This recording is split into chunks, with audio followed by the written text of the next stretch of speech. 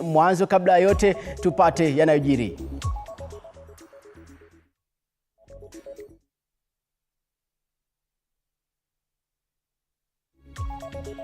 Watatu wafika mahakamani kuwasilisha ombi la kutaka kamati ya mazungumzo baina ya serikali na upinzani kufutiliwa mbali kwa madai ya kukiuka katiba.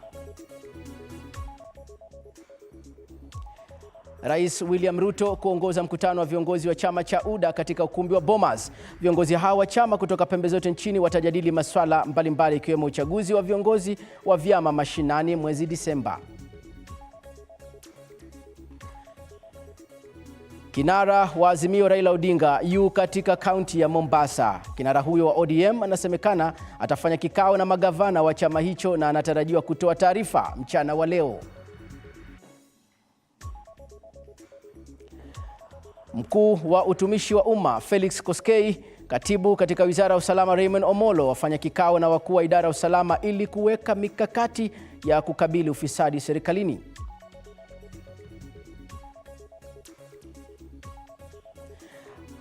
Waziri wa michezo na sanaa Babu na Mwamba kufungua rasmi kongamano la sekta ya filamu kaunti ya Nairobi hii leo.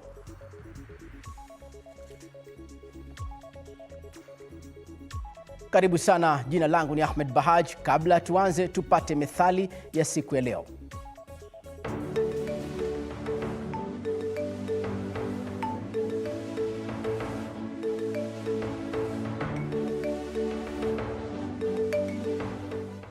Methali ya leo.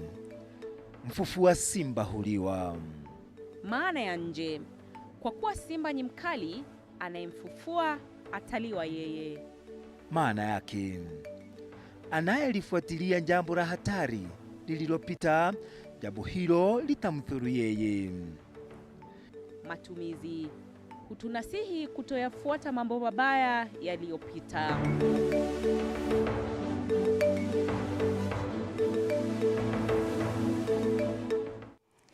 Taarifa hiyo inaambatana sako kwa bako wa methali hiyo, na ile methali ukimwamsha alolala utalala wewe. Karibu tuanze taarifa zetu za matukio. Mazungumzo yapata pingamizi. Wakenya watatu hivi sasa wamewasilisha ombi mahakamani wakitaka mazungumzo baina ya serikali na upinzani kusitishwa kwa madai ya kuwa yamekeuka katiba. Isa Elanyi Chamao, Patrick Karani, Erikara na Paul Ngwenyo Kirui wamepinga uhalali wa kikatiba wa kamati hiyo ambayo wanasema uundaji wake unakiuka vifungu mbalimbali vya katiba. Pia ameorodhesha sababu nyingine ikiwa ni pamoja na matumizi ya fedha nyingi za umma kwa mchakato usioungwa mkono na katiba, sheria ama kanuni za kudumu za bunge. Tume hiyo basi inayoongozwa na kiongozi wa wengi katika bunge la kitaifa Kimani Ichung'wah na mwenzake wa Azimio Kalonzo Musyoka waliazimia kuwa jopo kazi kuhusu sheria ya jinsia thuluthi mbili, sekretarieti ya tume huru ya uchaguzi na mipaka IEBC na masuala ya jopo la uteuzi wa IEBC liwe sehemu ya majadiliano hayo. To recruit the next IEBC chair and 4 commissioners. 18 days after the start of bipartisan talks between Kenya Kwanza and Azimio Raila Odinga, the negotiations entered.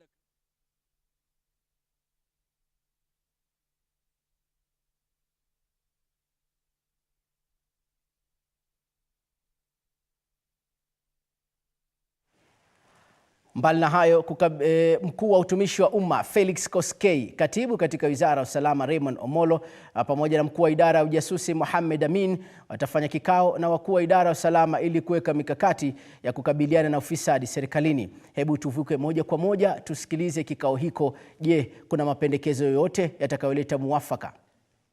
To uphold and protect the constitution and the independence of the various institutions. A vision he wishes to see cascaded to all the arms of government as they serve one common client called the citizens of this country. So notably, one of His Excellency the President's very first executive action, as you can remember, was to empower the National Police Service, guaranteeing its autonomy and latitude to manage its resources without undue influence or interference. This was in appreciation of the role of the National Police in the stability of the country. His Excellency the President, upon taking office, eloquently expressed this when he stated, and I quote, that I am committed at a personal level and the Kenyan government at the corporate level to ensuring we have a professional police service. I have given my assurance to the commanders across the country that they have my support and that of the government of Kenya to make sure they deliver on their mandate, end of quote. So as you are aware, on 21st December 2022, His Excellency the President established the National Task Force on Improvement of the Terms and Conditions of Service and other reforms for members of the National Police Service and Kenya Prison Service. This was in recognition of the centrality of the service in the efficient and effective functioning of government and the need to have a well-motivated, cohesive, and well-resourced police service. The task force, led by the distinguished retired Chief Justice Maraga, was entrusted with the crucial task of... Wakazi wa kaunti ya Nandi wanaendelea kutoa hisia tofauti kuhusu pendekezo la seneta wao Samson Cherargei la kuongezwa kwa muhula wa urais kutoka miaka 5 hadi 7. Viongozi hao wanataka muhula usalie wa miaka 5 au upunguzwe uwe wa miaka 3 haswa. Haya yanajiri siku chache baada ya seneta huyo Cherargei kutoa pendekezo la kuongezwa kwa muhula wa urais kutoka miaka 5 hadi 7. Cherargei anataka kusukuma tamu ya presidency iende mbele. Ndio hawa jamaa waendelee na maneno ya kusongesha biashara yao na manufaa yao. Sisi tunaumia. Afadhali hata hii tamu ya maneno ya president kuja hata ikuwe 3 years. Tunaomba asiongelee mambo ya 7 years. Tunaomba hata ateremuke kwa 5 years. Kwa sababu tunahangaika hapa. Hata hii serikali yenye tulipigia kura juzi, tumeteseka kwa hii serikali. Tunataka tuweka hata mwaka 3. Ndio hata kijana yangu anaweza kaa mwaka 3 hata akae asikie. Sasa kila siku ni ya ukoo ama ni ya nini? Hii kazi ni ya ukoo. Tumehangaika sana. Hatutaki mtu mmoja anakaa kila siku. Tubadilishe kazi. Miaka hii iteremshwe iwe 3. Zaidi hapo hatuna chochote ile inaonyesha serikali imetufanyia hapa. Mchovi asali anasema hachovi mara moja, ataka kuendelea, tunakuendelea, ndio utamu wake katika uongozi. Tukiachana na taarifa hiyo ni kwamba askofu mpya mteule wa dayosisi mpya ya Makueni Paul Kariuki hivi sasa amesema kwa ushirikiano baina ya viongozi wa kisiasa na wale wa kidini utachangia pakubwa katika kuimarisha uwiano baina ya jamii mbalimbali nchini. Katika sherehe ya kupokelewa kwa dayosisi wa Machakos, Kariuki pamoja na viongozi wengine wa kidini na wa kisiasa pia wametaka amani idumu baina ya jamii za humu nchini na kusisitiza kuwa ushirikiano baina ya viongozi wa kidini na wale wa kisiasa utafanikisha miradi ya maendeleo hapa nchini Kenya. Na kati ya viongozi waliohudhuria sherehe hiyo ni pamoja na gavana wa kaunti ya Machakos ni Wavinyandeti na askofu mkuu wa kanisa la Katoliki jimbo la Machakos Norman Kingo pamoja na wengine. Kwa hivyo watu wa Embu hamjapoteza, kwa sababu hata ile jimbo nimepewa ni ya wote. Maana yake ni ya watu wote, hata wa Embu. We are living with the Maasais on the other side. We have no issues with our Maasai neighbors. Let's keep that. Let's keep that. Insecurity is very expensive. Insecurity brings civilization down. We can't progress when there is no security. We are not opposed to any business. Lakini wakuwe careful na vile wanaendesha hizo magari. Nimeona vile wanapita hapa, nimekuwa nikisikia. Lakini leo nimeona first hand. Lazima either tuwaeleze ama bumps ziongezwe kwa sababu kuna watoto wa shule, kuna Wakristo hawa, watu wako kila mahali. Ndio waende pole pole. Hivi sasa ni kupeleke kule Kilifi. Katika serikali ya kaunti ya Kilifi pamoja na washikadau wengine kaunti hiyo wameanza kuweka mikakati ya kukabiliana na athari za El Nino. Gavana wa Kilifi amewashauri wakaazi kuwa waangalifu na kujipanga vilivyo, huku akiwataka watunze mazingira ili waweze kupunguza athari za mabadiliko ya tabia nchi. Gavana Gideon Mung'aro akiwahutubia wakaazi katika hafla ya kuzindua miradi ya kuboresha mazingira kupitia upanzi wa mikoko ili kukabiliana na athari za tabia nchi, amedokeza kuwa serikali ya kaunti ya Kilifi itaanzisha kituo kikubwa cha kukabiliana na majanga pamoja na kudhibiti athari za El Nino, haswa kwa wakaazi ambao wanaishi kando kando mwa mto Galana. Kauli ya gavana imeungwa mkono na baadhi ya washikadau katika sekta za mazingira, wakisema kuwa ni sharti kila Mkenya awe mstari wa mbele katika kuboresha mazingira. Washikadau hao pia wamewarai wakaazi kwa makini kutokana na mafuriko yanayotokana na El Nino. Hivi karibuni mlivyoambiwa kuna El Nino inakuja, na tumeanza kujipanga kama kaunti, lakini nyinyi pia kama raia mwanze kujipanga. Jumanne wiki hii tutaanzisha kituo kikubwa pale Masangoni cha kudili na majanga. Moja ikiwa ni kujipanga vile tutaweza kudhibiti El Nino, hasa wale wanaoishi kando kando ya mto kama kule Galana. Mabadiliko ya tabia nchi ni ya kweli na tufanye mchezo. Tumeona nchi nyingi ambazo tulikuwa hatujui inaweza kuwa na matatizo. Ukiangalia juzi pale Morocco, ukiangalia zingine zimefanyika hizi nchi hivi karibuni, msiaone tu kwa TV mkaona nafanyika huko. Siku nyingine atatupata hata hapa kwetu. Kwa hivyo tujitayarishe na tuhakikishe tunatunza mazingira yetu. One of the main thing is that we want to work with the grassroots people who are affected by climate change. And in this case we want to look at the community that are in this coastal livelihood. We want to work with them because they're the one that is affected so much. Wanasema jihadhari kabla ya hatari, masuala ya El Nino hayo. Mbali na hayo ni kwamba idara ya mahakama sasa inanuia kushirikiana na serikali za kaunti ili kujenga mahakama katika kila eneo bunge, mradi unaonuia kuwapunguzia wenyeji mwendo mrefu wa mahakamani. Gavana wa Kakamega Fernandez Baraza, kamishna wa idara ya mahakama, wamesema kuwa ujenzi huo ni miongoni mwa mikakati ya kuhakikisha kuwa wenyeji wanapata haki. Wakihutubia wanahabari katika ofisi za gavana huyo, wameahidi kuwa kaunti itatoa mashamba kwa ujenzi wa mahakama katika eneo bunge, wakisema kwamba wakazi wanatoka sehemu mbali kama Lugari na Likuyani kutafuta haki katika mahakama za mji wa Kakamega. Kamishna wa idara ya mahakama Isaac Ruto ameongezea kuwa angependa mgao wa idara hiyo uongezwe ili kuwezesha mipango, huku akileta koti karibu na wananchi. And agree that we are going to look for land so that we can construct some law courts in Likuyani. In the meantime, as we address the long-term issue, of course, we have also identified a building that will do rehabilitation in support with our JSC commissioners.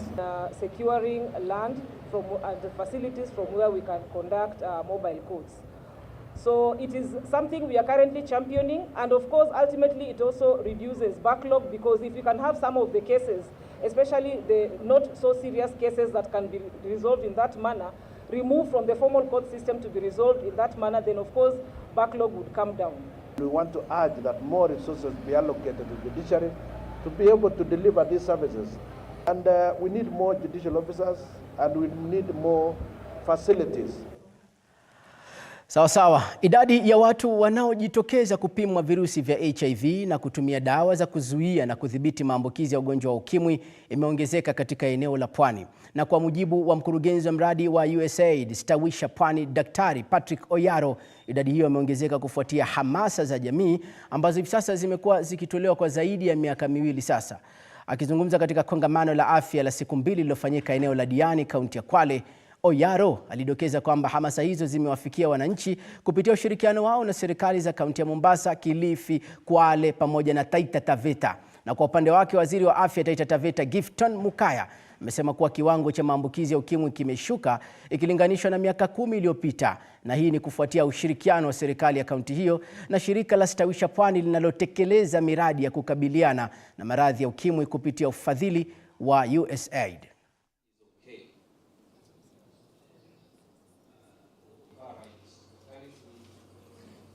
Kulikuwa na target ya kuhakikisha kwamba asilimia fulani ama namba fulani ya watu wameandikishwa na wanapata madawa. So kwa mwaka moja vile tulikuja kulikuwa na tashwishi kidogo, na ningesema kwamba hii mwaka wa pili tumeweza kuachieve hizo targets, na siangalii kama targets pekee. Haja yangu ni kuhakikisha kwamba yule mtu mmoja ambaye anahitaji kupata dawa, yule mtu mmoja ambaye anahitajika kupimwa, yule mtu mmoja ambaye anatakana kupata madawa ya kuzuia maambukizi ya ugonjwa wa ukimwi kutumia dawa inaitwa PrEP ameipata. Sasa hii Taita Taveta zile preference rate yetu ni 3.5% na tumejaribu. Na 2013 tulikuwa at 6.2 wakati ugatuzi ulipokuwa unaanza, lakini sasa hii kushirikiana na mashirika mbalimbali kama vile Stawisha Pwani tumepigana na hilo janga. Sasa hii tuko at 3.5%. Unaendelea kutazama taarifa za TV47 Matukio awamu ya siku ya Ijumaa. Tusonge mbele. Mkuu wa utumishi wa umma Felix Koskei, katibu katika Wizara ya Usalama Raymond Omolo pamoja na mkuu wa idara ya ujasusi kama tulivyokuarifu Mohamed Amin wamefanya kikao na wakuu wa idara ya usalama ili kuweka mikakati ya kukabili ufisadi serikalini. Turegee tena moja kwa moja huko tusikie, je, kuna mapya yoyote ambayo wameanza kuafikiana katika hoja zao zilizopendekezwa huko? To be a police, to go to those days, to go to what do you call this, way bridges and some areas that you have to pay dearly because uko ni sawa. They call it wet area in Mzuri. Wet area iko sawa, na ukicheza huko unapelekwa mali wanasemanga sugar cane iko dry, where the sugar cane is very dry. Unavaa uniform, boots, unapiga patrol. These are the things that come to my office. But the senior ranks of police service, I'm telling you, it is corruption. Because why should you use discretion to sort of almost harming somebody, disorganizing somebody's family, uprooting somebody innocently? Crooks have to be uprooted, of course, without notice. So those are things that also happen. So this happens despite the issue where the Constitution says that there should be impartiality, objectivity, and fair administrative action. Yesterday, ladies and gentlemen, I was with Commission of Administration of Justice, and we have agreed to partner. Maladministration we will not accept. Across public service, we want fairness across, from bosses, from juniors, bosses to juniors, juniors also to who. We want fairness. We want everybody to be comfortable where they are. Ladies and gentlemen, internationally, Kenya is increasingly being viewed as a corrupt country because of the few public officers who have dropped all sense of dignity and patriotism and decided to use public office for self-enrichment. In doing so, they are destroying the image of the country. And I'm sure you know the Transparency International Corruption Index, where last year Kenya was scored 32 points out of 100.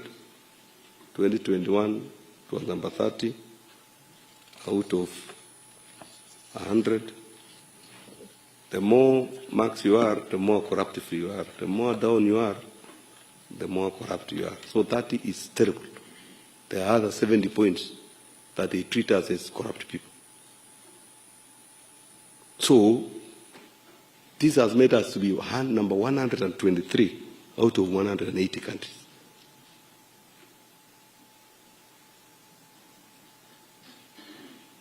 And they say we are the 57th most corrupt country globally. Are we really serious? Should we continue sitting there and being rated to be number 57 in the world? let us do our part. As police service, do your part. As immigration, let them do their part. As office of the president, let them do their part. Let each and everybody do their part so that next time we are rated like Netherlands, like Poland, Switzerland, like Finland and the rest, where they have been declared corrupt-free. You must have read also the Ethics and Anti-Corruption Commission's report.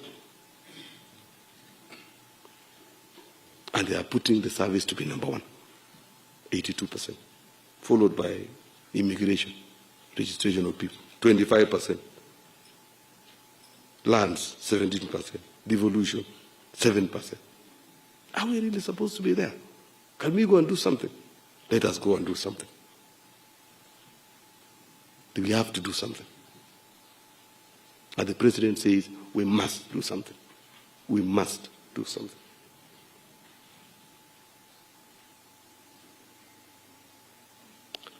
And they seek bribery, not police service alone, across the country.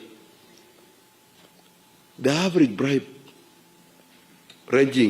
range is between 1,000 shillings and 15,000 shillings.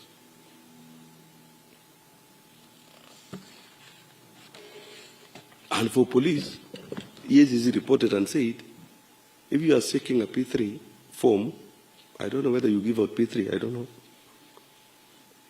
An average across the country is 15,000. If you want to bail an arrested person, you pay an average of 13,000. If you are seeking police abstract, you pay an average of 12,000. Ni picha za matukio moja kwa moja mubashara ambapo kiongozi mkuu wa mashtaka Umma Felix Koskei akitoa hoja zake kuhusiana na masuala haya ya ufisadi. Kama wanavyosema, nchi ya kitu kidogo, tunataka hili limalizwe kabisa. Itawezekana? Tutapata kufahamu zaidi. Hivi sasa bwana, nataka tujiachilie kidogo katika matukio ya michezo, nikiwa naye tayari amefika hapa ndani ya studio Duncan Mutie. Sende mbali.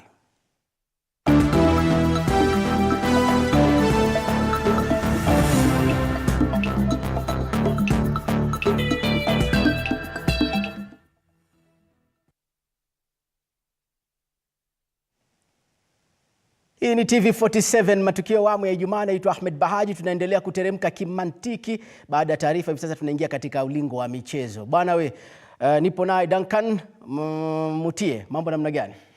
Duncan mtu askofu ule. Hey. Nafurahia kujumuika na kaka. Jina lako la pili walanitatiza daily. Naelewa. Tangu zile enzi ndio niko salama. Juzi mlijibamba kweli kutoka kule Nyayo wakati Harambee Stars ilipofanya mambo yakawa mambo kwa mara ya kwanza. Tunaifunga Cameroon lakini bado hatujafuzu. Bado kuna timu ambayo tutakuwa tunapatana nayo, Botswana. Kumbuka Botswana ni wabaya zaidi, wanasema ni wabaya zaidi. Walifanyia Angola ile kitu mabao 10-1 kwenye ile ambayo tunasema aggregate. Ilikuwa sherehe pale Nyayo. Kumbuka pia ilikuwa siku ya Jumanne. Mashabiki pia wako disappoint, wakatokea vile, wakapiga shughuli safi pale.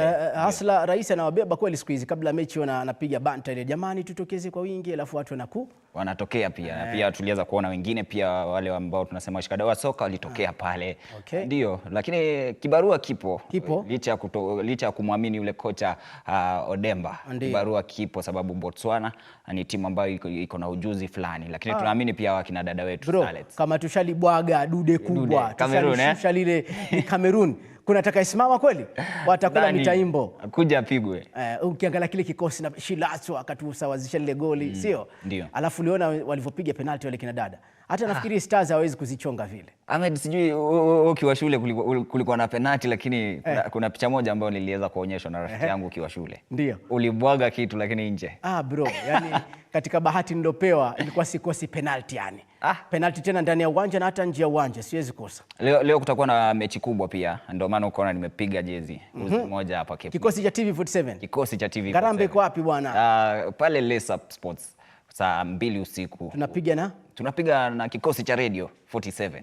Sisi kwa sisi. Sisi kwa sisi. Arocho na Kauleni mutaweza. Nasikia Kauleni ndo kocha. Wale pumzi zao hamna vitambi. Ukiangalia vijana bado wako vizuri. Ndio.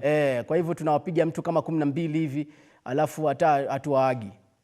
Haya, na jambo kubwa, mambo ni kangaja huenda yakaja. Rafiki yangu, kwa mara ya kwanza tunapata, yani si mara ya kwanza tunapata fursa hii, lakini kwa sasa hivi tumeshinda ile pendekezo la kuandaa mashindano bingwa AFCON mwaka 2027 tukiwa pamoja na Tanzania na Uganda.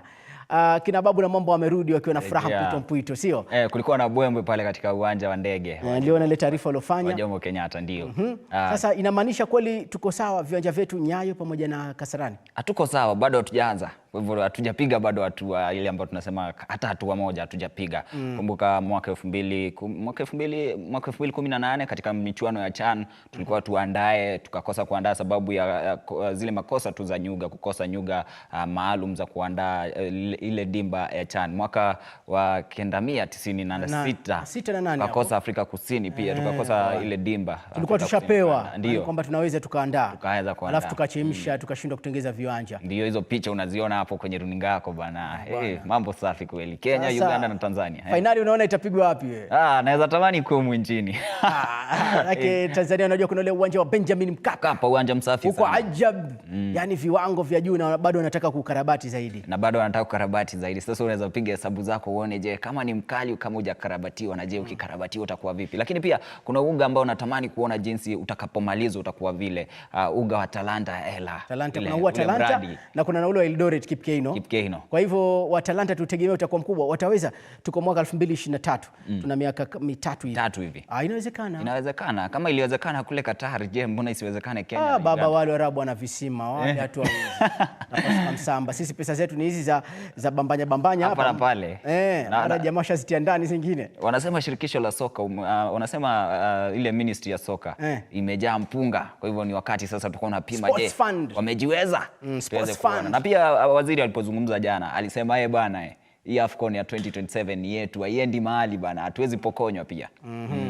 Kuna zile tuzo pia walipewa wanahabari na wizara. Alafu ikaije pia na mshiko fulani unasubiriwa, bado haujaonekana ule. Sawa. Kila laheri katika hilo, na tuna imani bana kwa ushirikiano na sisi wanahabari pia tutahakikisha tunafuatilizia hapa na pale mambo yaende sambamba. Sawa, na upande wa Starlets mimi naamini Danko ya kwamba Starlets ndio itafuzu mapema kombe la dunia. Ndio. Yani katika hivyo viwango. Mchezo msafi walicheza pale, nikatamani pia kuna shabiki alisema kuwa hii timu tunafurahia sana. Shabiki alisema kuwa yeye huenda Kasarani anatoka ama huenda uga wa Nyayo anatoka akilia. Lakini wakati ametoka na furaha. Cheza na Mwanalima Adams anavyopiga soka Gentrix, alafu kuna yule mtoto wa kike na kimo cha twiga yule Corazon apiga midfield kama kichaa. Amekauka. Enzi zangu nikiwa pale Shimo la Tewa, ndio nilikuwa nacheza midfield. Piga shughuli safi pale. Kuna kijana ambaye anajulikana kama Manucho. Naweza kueleza. Manucho alikuwa ni goalkeeper ama beki wa kupanda na kushuka? Alikuwa mtu wa kubeba maji zile enzi. Unajua sisi tulikuwa nachoma bro na Maridia brand. Haya, sawa. Tukitoka pale basi pia tutakuwa nacho kindumbwe cha ligi kuu ya soka nchini Kenya. Weekend hii kuna mechi kadhaa, labda tukizigusia Danko. Kuna Sofapaka na kimeanza kuwaka moto hivi sasa. Ligi imeanza kuvutia hisia. Tunamwona Murang'a shatbanduliwa pale juu. Coastal Rangers bado yumo. Gor Mahia wameshaanza upya. Tusker itakuwa tamu. Kesho basi Sofapaka unaweza kutupa fix ama tusome? Kesho Sofapaka wanapiga na Nairobi City Stars. Sofapaka wanahangaika, kumbuka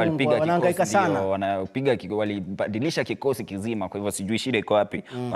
Sofapaka wanapiga na Nairobi City Stars. Nzoia wapiga na Murang'a Sugar. Nzoia Sugar wapiga na Murang'a. Kenya Police na kocha wao mpya. Kocha ambaye ni rafiki yako baba. Lugarusik. Piga na Bidco. Sasa amepata mtu. Lugarusik abahatisha. Unaamini? Unamwamini? Sana ni mmoja wa makocha ambao hataki ujinga na wachezaji. Hata kama wewe ni star utachukua utie katika masuruali yako, lazima performance aipate. Kwa hivyo wale jamaa ambao wako pale wajue kazi yanayo kwa Lugarusi. Twenzetu EPL. Kuna mechi kadhaa za hapo kesho basi. Aston Villa atakuwa apiga na Brighton. Brighton walipigwa timu zote mbili zilipigwa Carabao hizi. Hata Villa. Arsenal wana kelele watakuwa wanapiga na Bournemouth. Wanazoazoa siku hizi, hiyo pia naona kichwa. Wanasema tuguziki. Wakali sasa hivi. Alafu sasa wale Kiburi FC wana Manchester wapiga na Crystal Palace. Wako nyumbani. Wako nyumbani. Wako Old Trafford. Na mechi iliyopita walimpiga Burnley, sio? Walimpiga huyu Crystal Palace mabao 3-0. Hii ilikuwa ni Carabao. Carabao. EPL Burnley ndio bao 1-0. Sasa unaonaje hapa anavuna? Anaweza, unajua Manchester kidogo wasiwaamini. Leo wanacheza vizuri, kesho inakuwa ngumu zaidi, lakini kuna ile motisha ambayo walishinda. Hawaeleweki mchezo wao, mara wanakwenda mbele, mara wanarudi nyuma, mara katikati. Ndio wanahangaika. Director Inonda, unasikia hayo? Kapange kikosi chako wala usituroge sisi hapa. Ni shabiki wa Manchester sana tena. Alafu pia Newcastle na Burnley bwana. Newcastle alimtoa Man City Carabao. Na pia walikuwa wamempiga mtu 9. Wakorofi. Nakumbuka walimshindilia Sheffield bwana. Napata mlevi amnini basi wakamtandika kweli. Hawasamei. Na kuna Tottenham na Liverpool, one of the biggest match. Mechi kubwa hii itakuwa saa 1:30 kesho. Nani hapo naona akivuna alama? Hii Tottenham baadhi nakwambia kama kuna timu ambayo inafaa iangaliwe zaidi. Hii Tottenham. Na ule kocha ambaye ana jina ngumu. Costanegle. Ndio, huyo. Inakaa kali zaidi. Wakiwa nyumbani ya Arsenal wakapata sare hao. Kwa mara ya kwanza ndani sijui ya miaka ngapi. Na wako home wale, watakuwa wako home. Wampige huyo Klopp. Klopp na kikosi chake pia kimeshika fire. Siku zote siwezi hesabu Liverpool nje. Takuwa naipa Liverpool kichwa. Okay. Sasa bro, sasa la kumalizia labda mashabiki watokea katika huga ama katika ukumbi wa Leicester Sport waweza kushabikia timu ya TV47 saa 2:30 usiku. Lakini kando nayo pia kuna michuano ambayo inaendelea. Kumbuka kuna timu ya lacrosse itakuwa inaagwa leo iweze kuelekea kule Canada kwenye mashindano mengine tofauti. Mjombae, Chelsea wako na nani? Chelsea hawa wanapiga na timu gani? Wanapiga na Fulham wale. Chelsea wanapiga na Fulham. Lakini sijui mbona inakaa kichekesho hivi. Hawajijui, hawajitambui kule IPL. Wanapigwa leo, wanapigwa kesho, wanatoka sare kesho kutwa. Lakini walibahatika wakashinda Brighton kwenye Carabao.